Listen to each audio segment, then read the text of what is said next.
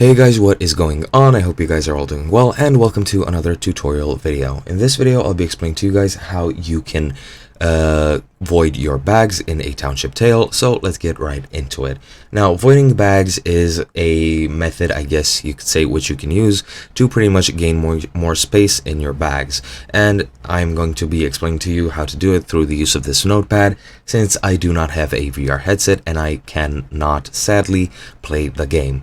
However, let's get right into it without beating around the bush any longer.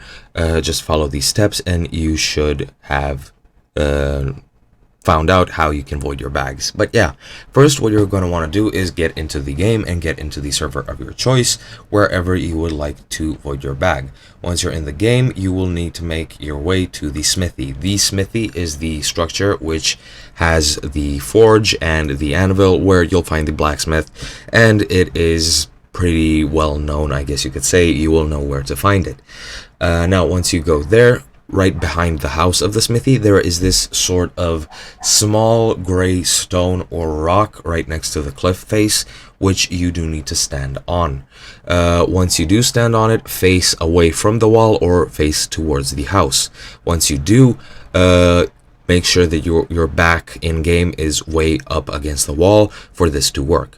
Once you make sure that that's how it is, while you're looking at the house and your back is turned to the cliff face, walk backwards in real life. This will pretty much get you behind the wall and you'll be in the void. Once you're here, just drop your bag and it should fall into the infinite void, and then afterwards go to your mailbox. Your bag should return there and you should have more space. And that's pretty much it. I hope you guys enjoyed, and I'll be seeing you guys in another video.